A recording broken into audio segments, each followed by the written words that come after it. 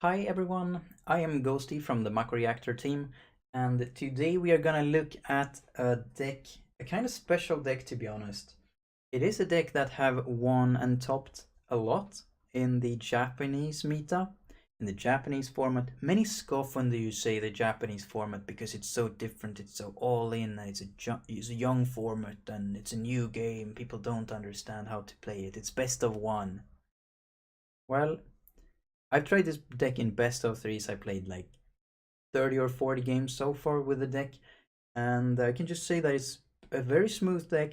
And even if you take it out of the context being Japan, it is involving great mechanics and mathematically it works. So if you just came here to watch the deck profile and just to see the deck, it'll be shown here. So here is the deck layout. As you can see, there will be 25 forwards, which is a reasonable number. You never want to go lower if you're running something like a tempo or aggro deck. So 25 is sort of the normal zone. I like to keep it 26 to have that, magical feeling of being it's slightly more than average. Every turn I'm likely to have it because more than half of my deck is forwards, so I'm usually drawing one each turn. That's a sort of general idea. Late game, your hand can whiff when you're supposed to counter your enemy and you draw into two backups. That feeling is terrible. So what you want to see is forwards, so don't play too few when you want to keep the tempo up. We are also running 16 backups, which is fine to be honest. It's a little bit on the low side, so sometimes you see few, but as you'll see, just getting 1, 2, or 3 backups is usually all you need to start the game properly. The real heroes of this deck that makes this deck work is probably Lann and Bahamut. I think it should be called Lann's Bahamut Blizzard or just the Bahamut Blizzard because Lann is the star of this deck that makes it all work, and Bahamut is the thing, the utter destruction, the game over kind of play. You just pull out the Bahamut and it's game. And to make this into the English format so that everyone likes the deck, I choose to incorporate Cloud. While Cloud is one of the best cards that currently exist, the Japanese players do not play it. We don't have to run Cloud, and if you don't have Cloud, you can definitely swap it out with a lot of different alternatives.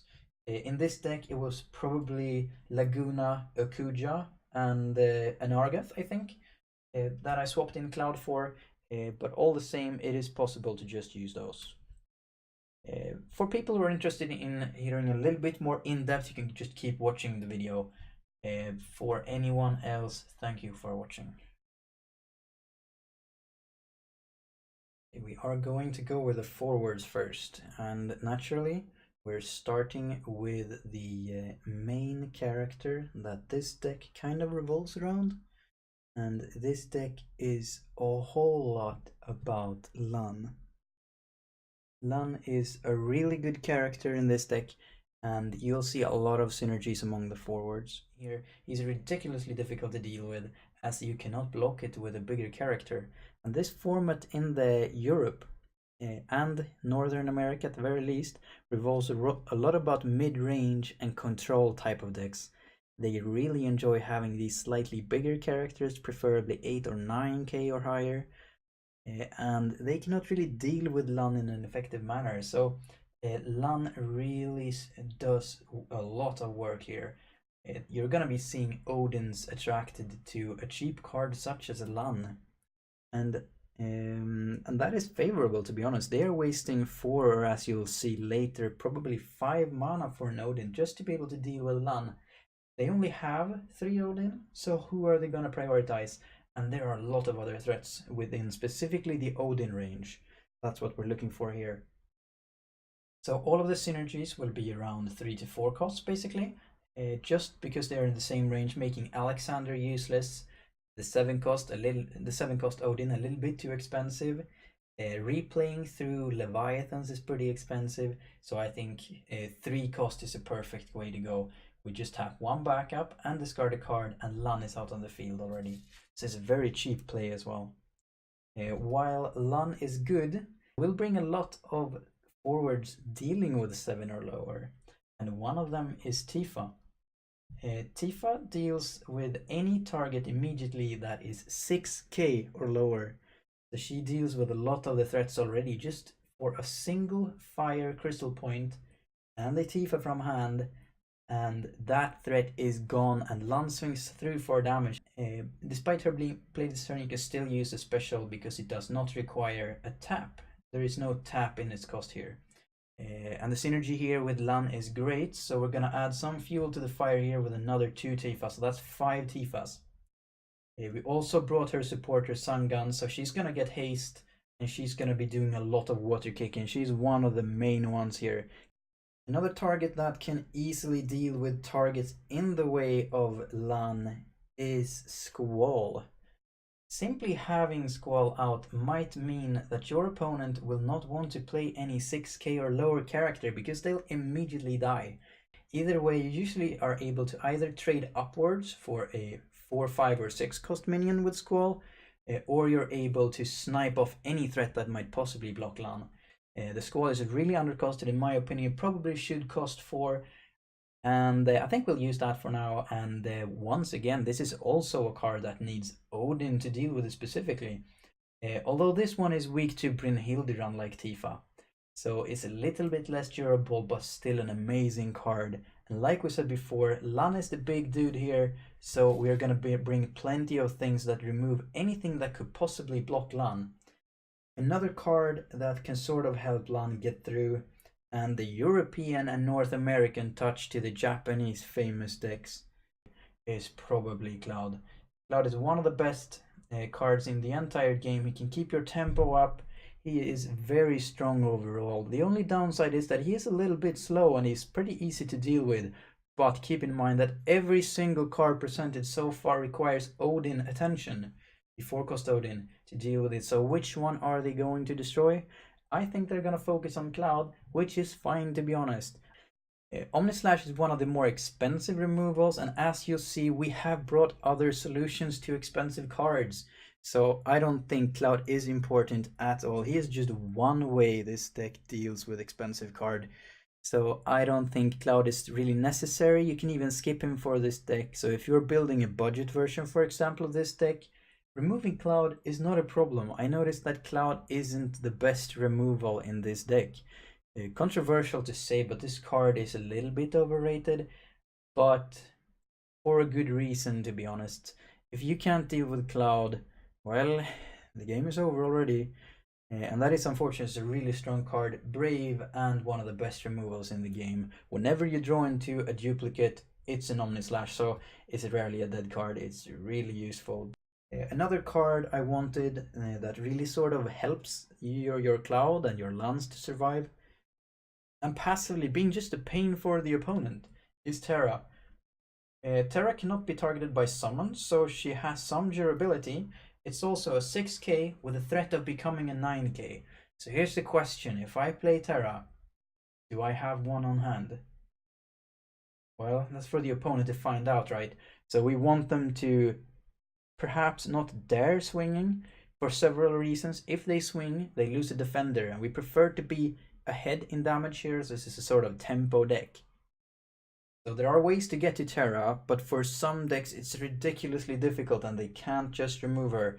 Keep in mind that this also increases the cost of summons by 1, so I think it's a really powerful card.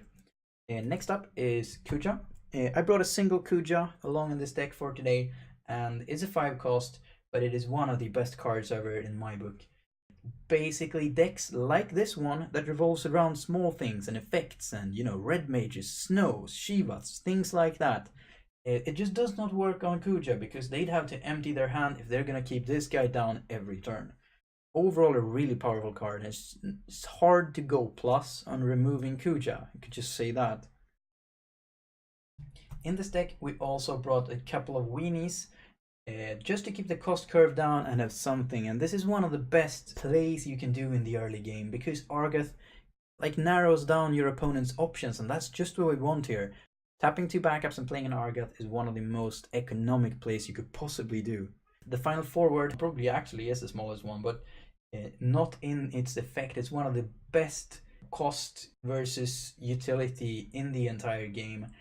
Tapping a single ice backup for a snow is such a play, to be honest. It requires attention, and keep in mind we have Serah, the backup here, to assist Snow, making him completely invulnerable to things like the Squall shot, the Maguses, not the fire AoE Magus, but the lightning Magus at the very least. You know, all these small dots. It can't be omni-slashed. A lot of small things just cannot remove it. Seymour doesn't work on it. Lots of things just does not work on Snow because Serah is there to cover up for him. Really a nice card, and it keeps the tempo up. We can always run past a single defender or two, and keep in mind you can always throw away Snow. It is a 1 CP card, keep that in mind. As a final thing on the forwards, I'd like to say that forwards is sort of a meta call. Backups and summons are as well, but there are several great options among the forwards that I did not include in this deck right now. One of the most popular cards right now that's seeing a lot of play is the Warrior of Light. I think Warrior of Light is a really nice card. I think you could consider picking the Warrior of Light. This deck has other ways of dealing with the expensive cards, so I did not pick the Warrior of Light. It is a really strong card though, so definitely consider the Warrior of Light if you face a lot of, for example, 4-cost card and feel that you can't really handle them, and perhaps that you don't really want to include Cloud, for example. Maybe you could bring a Warrior of Light or two to be able to deal with those characters instead. Another character, you could definitely bring another Kuja or two without having a problem. He is really powerful and works against just about everything, to be honest. I really recommend Kuja if you can't fit all of the other cards in. Really a good card despite being cost 5. You can never remove Kuja and going plus on it unless you empty your hand, and if they are in top deck mode, you are the one benefiting from it. Another great card I'd want to give some attention to is Sid Reigns. He does not see a lot of play at the moment, but I think his on-play effect is really powerful. Keep in mind that his base is 5, and if for example you'd have Sid Reigns on hand, what you could do is that you attack with him, and if they block it, it means he dies, then you just replay the next one to finish off their character, and they have to discard a card as well. Overall, just a great play, and really works always unless they have Minwu. So really a great play with Sid Reigns. That works to combo with any of the small chums in this deck though, with the Squall shot and everything though. So getting the Sid Reigns proc off is really simple. Terra is another great card. Extra fuel for the 3-cost Terra effect. Really handy to have. Her on-play effect is actually great as well if you get it off. Only having to hit dull forwards can be a problem, as this is a hyper-aggressive deck. On the other hand, we have way to keep them dull, so it's not a problem, to be honest. Another budget option for this deck that really sees some play in Japan is the Laguna. In Japan, every ice deck is running probably an average of 2 Lagunas. Laguna is probably brought for the EX effect. They don't favor summons, so they bring Laguna instead of the Shiva. It is a great idea, and Squall is seeing a lot of play. But those are probably the best alternatives for forwards. We'll proceed to the backups. Alright, for the backups of this deck, we are gonna start with the Red Mage. The Red Mage is one of the cornerstones of this deck. This is one of the best cards ever, and if you're gonna keep the tempo up, Red Mage is one of the best ways to do it. It means the opponent must have another defender available. Since we're also running Snow, they're gonna need like 3 or 4 defenders to be safe. Even with 3 defenders, I can realistically say that I quite often run past 3 defenders. Run past them and deal the last 2 or 3 damage, no problem. This deck can definitely do it. I'd always bring 3 of those. Next up is a one-off backup. It's not as important, but it's a plus. Reyn, well, not that useful on the field. It is a pseudo 2-cost character, keep that in mind. So great on the first turn, you sort of hand fixes a bad card for a Lann. That is a good trade. And her effect here is not the most used spell in the game, but in the mirror match it actually saves Lann from Brynhildr and Bahamut's Fury for only 3 effective mana. Sorry, crystal points. That's not too bad, to be honest. So it is a decent card, and if they'd have a 7k blocker, you can always come out ahead as well. It is a pretty nice card, to be honest. There are worse, and it's an EX effect, so this is just one way to do it. I like Reyn, and you could run 2 of her without any problems. A bit like Reyn is the Zangan backup. The Zangan backup is a really nice card. I really like the Zangan backup. It is way better than Reyn in my opinion, as it gives Tifa haste, so it sort of speeds up the deck a little bit, making the investment of 4 for Tifa easier. She is more often able to land the damage, as she doesn't have to just sit there for a full turn. Keep in mind that this is an EX backup, once again, EX being really good on Zangan. Every Tifa we get is a really cheap removal spell that paves the way for Lann, so we're gonna want Zangan triggering all the time if possible. We're bringing 3, we're probably gonna play 1, and we hope to trigger the other 2. And it also hand fixes, you throw your worst card and get a Tifa, which is not your worst card, so it is a good hand fix as well. We have Serah here. Serah is a really good backup if we want to keep Snow alive, and making that 1-cost Snow this much more durable is really effective. Not being able to target Snow with any kind of abilities, you cannot stop it with time mages, is just a great card, to be honest. Next up is Jihl. Jihl is one of the best characters in the game. Having EX is probably a little bit broken. 2-cost backups are the golden number, you know. You should always have something like 10 or preferably more 2-cost backups to keep it consistent and nice, often making that glorious, you know, double 2-cost backups going on the first turn. These are from the Japanese meta, and they sort of want to keep the deck going faster. So they usually add a few of these 1-cost backups. Very important here is to not overplay these. Why do we want one of these evokers? Having like a Red Mage, a Zangan, a Reyn play, any of the red backups, because we have quite many, leads to a free evoker on your second turn without discarding a card, and that's huge. Sometimes I end up discarding them, but that's fine. These are included to have the option of suddenly ramping an extra free backup straight down to the field, and it's a great feeling every time it happens. In my opinion, and against the mirror match, and against so many other decks, this is one of the best cards for me. This is making the life of my opponent so much more difficult. I'd say summons are often like the win conditions, you know? You just say, you can't do anything, and you're paying 1 extra to try with Terra. That's an immense pressure, to be honest. The summoner is great, so that's rounding out the backups. They are 16, and that's a pretty decent number. We don't want to go too high in a deck that revolves around aggression. And the deck's main idea is basically tempo, so we are going to pick a few tempo spells and some control spells. Or perhaps we could call it just removal, actually. The idea is that we want to keep our opponent's defenders away and hit through with Lann. So how we're going to do that is we're going to run the Snow, Shiva, Serah combo, which is really difficult to deal with, unless our opponent is running Wind and sort of Water, but not every Water deck is running Fairy, as people sort of underestimate it. Very few decks have reactivates, actually, so I think Shiva is doing a lot of work. So Shiva is definitely great, and if you're not meeting Guy or a Wind deck, Shiva is going to give you a lot of utility. Very, very nice card. And then we have that destroys anything that could possibly block Lann, and that's just huge, to be honest. So this is, at the moment, 3 Brynhildr and Bahamut's Fury. There are a lot of great options with these, but the idea with these is just that you pave the way for Lann to strike through. So basically anything that could possibly block Lann, well, these cards just deal with them, and for just 3 crystal points on average. The opponent will stack up more expensive creatures. With Tifa out and legendary Squall out, they are not gonna play their low cost characters, because they'll just be destroyed for like 2 to 3 crystal points, or none in case of Squall. So how do we deal with those? The expensive characters. We will see like Emperor come out. There will be a Tidus who's like 9 or 10k maybe. Well, we destroy all cheap cards, and when they finally play their boss cards, maybe they have a Cloud and a Waka out, or maybe a Cloud and an Emperor out, or maybe Golbez and, I don't know, Gilgamesh or something. Well, then we just end the game. Bahamut appears, and the game is over.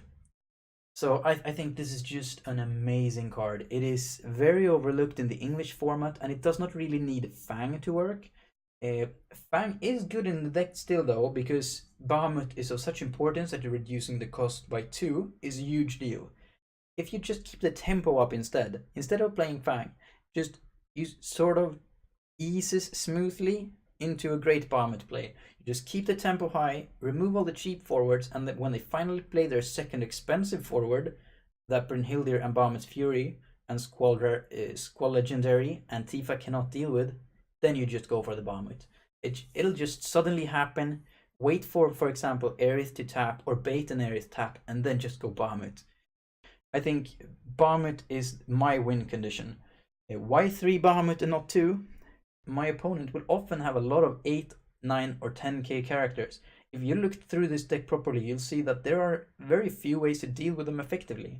I don't want to have to Brynhildr and Bahamut's Fury or Brynhildr and Squall's Shot to do it. So I just remove the cheap ones with all of my spells and effects, and the moment it reaches there, like having 2 big ones, Bahamut.